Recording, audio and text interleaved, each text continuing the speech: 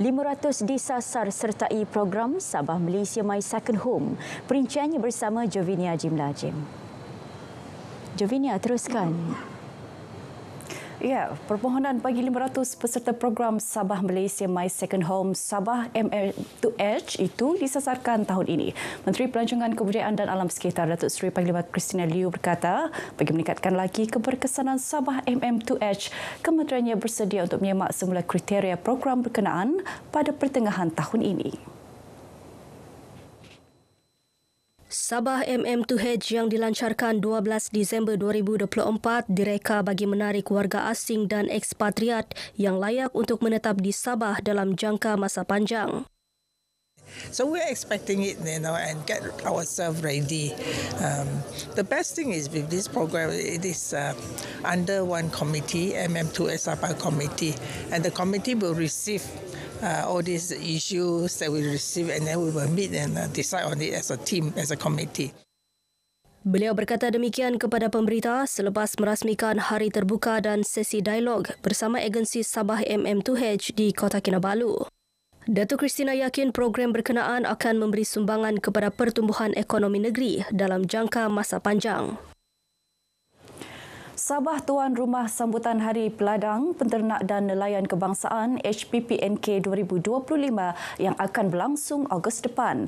Timbalan Menteri Pertanian dan Keterjaminan Makanan, Datuk Arthur Joseph Kuruk berkata, sambutan HPPNK merupakan peluang keemasan untuk mengangkat sektor agro makanan dan industri berkaitan di Sabah ke tahap yang lebih tinggi.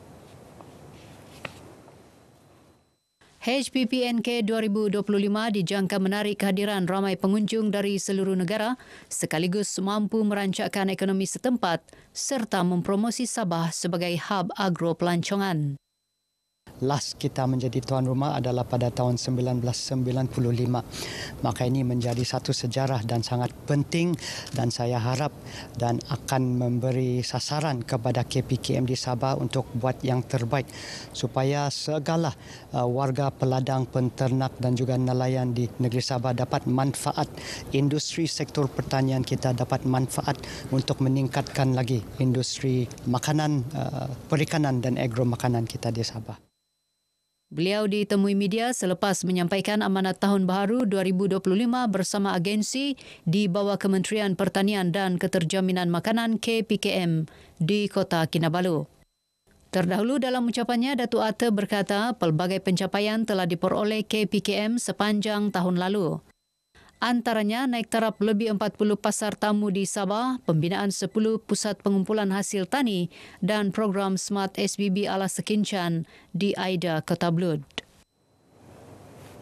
Sabah perlu mewujudkan Akademi Al-Quran peringkat negeri bagi memperkasa bidang pengajian Al-Quran khususnya dalam kalangan generasi muda dalam masa sama melahirkan lebih ramai qari dan qaria yang lebih berketerampilan dan bertaraf dunia secara lebih menyeluruh. Ketika menyuarakan perkara itu, Pembantu Menteri kepada Ketua Menteri Hal Ehwal Agama, Datuk Ruslan Muharram berkata, cadangan tersebut akan diusulkan kepada Kerajaan Negeri menerusi Jabatan Hal Ehwal Agama Islam Negeri Sabah JAHINS. Kita cuba akan mencadangkan kepada kerajaan melalui Majlis JAHINS Negeri Sabah dan kita akan cuba wujudkan akademi Al-Quran ini di negeri Sabah dan sudah tentu dengan adanya wujud akademi Al-Quran itu kita yakin pertama kita dapat menarik minat lebih ramai pembaca-pembaca Al-Quran ini. Datuk Ruslan ditemui media selepas merasmikan Majlis Konvensyen Al-Quran sempena Majlis Tilawah dan Hafazan Al-Quran peringkat negeri Sabah di Dewan Saadah Wisma Muiz Kota Kinabalu. Ketika ini, Akademi Al-Quran peringkat Dewan Undangan Negeri DUN telah diwujudkan di DUN Lumadan pada 2023. Projek rintis ini dilihat berjaya menarik minat golongan muda untuk mendalami bidang pengajian Al-Quran. Kontraktor yang terlibat dalam pembinaan projek Lebuh Rayapan Borneo di kawasan Kota Blud perlu sentiasa memastikan laluan yang dilalui jentera berat sentiasa diselenggara. Langkah itu penting bagi memastikan jalan terbabit dalam keadaan baik untuk kemudahan rakyat. Beberapa jalan rosak dikenal pasti termasuk Jalan Kampung Timbang, Kampung Sarang dan Jalan Kampung Dudar. Kita mahu kerjasama daripada pihak kontraktor. Mana-mana jalan yang mereka lalui menggunakan lori ataupun jentera berat, mestilah ada kerjasama dari segi penyelenggara. Jadi kita faham orang-orang kampung kereta dia bukan besar. Ada yang kerja kecil, ada yang pecah tayar dan sebagainya. Beliau berkata demikian kepada RTM dalam program Back to School gunting rambut percuma di Kota Blud yang memberi manfaat kepada lebih 300 pelajar. Kerja-kerja menampal jalan berlubang juga perlu kerap dilakukan bagi memastikan jalan raya selamat untuk pengguna. Polis Sabah akan mengkaji keperluan dan kesesuaian pertambahan anggota polis bantuan di Pusat Beli Belah susulan insiden tembakan di Setia Alam, Selangor pada malam Sabtu lepas. Ini susulan arahan Ketua Polis Negara Tan Sri Razarudin Hussein untuk meningkatkan kawalan keselamatan di Pusat Beli Belah dan lokasi tumpuan umum di seluruh negara. Kita kena bincang juga dengan pihak pengurusan mal sebab ini adalah dalaman di dalam bangunan, kan? Jadi kita akan cuba mengadakan perbincangan untuk mencari pendekatan terbaik bagi menangani isu-isu berkenaan. Beliau menyatakan demikian dalam sidang media selepas Perhimpunan Bulanan Pesuruhjaya Polis Sabah bagi bulan Februari 2025 di Ibu Pejabat Polis Kontingen Sabah Kota Kinabalu.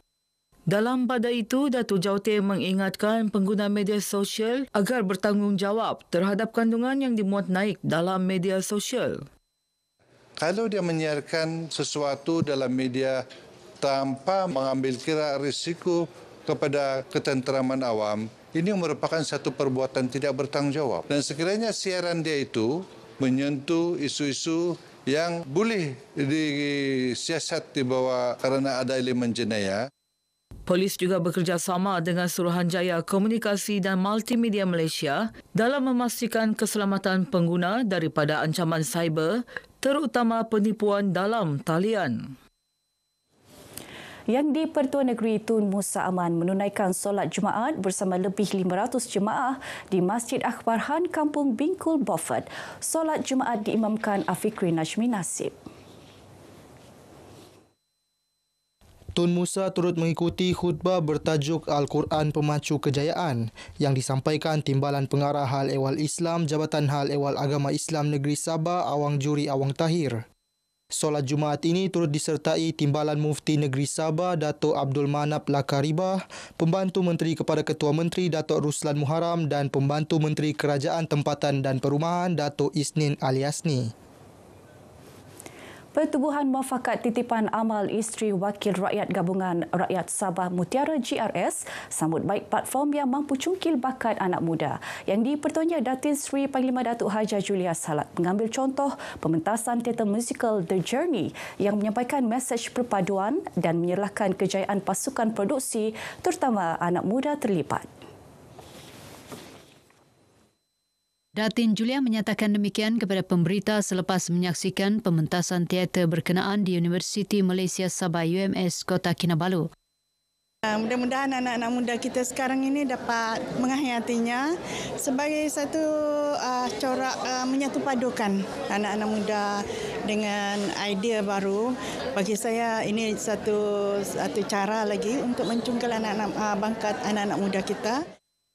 Sementara itu, Pensyarakanan Akademi Seni dan Teknologi Kreatif ASTIP UMS Dr. Sharif Zainal Sakif Sheikh memberitahu pelbagai usaha dilaksana dalam menjayakan pementasan tersebut termasuk latihan berbulan-bulan serta berhadapan cabaran dalam mencari fakta yang tepat. Sebelum kami buat pementasan di Ranau dan Kundasang itu kami memang sudah latihan secara intensif selama 3 bulan untuk memahamkan lagu, memahamkan cerita, memahamkan latar belakang. Beliau berharap satu ruang dapat diwujudkan kepada pelakon teater terdiri anak muda untuk mengembangkan lagi bakat mereka. Baik, sekian perkongsian dari Negeri di Bawah Bayu. Kembali bersama Faiz Syahira untuk lebih banyak perkembangan semasa dalam negara. Dari sungai hingga segara Palestin pasti merdeka. Terima kasih Jovinia langsung dari Sabah.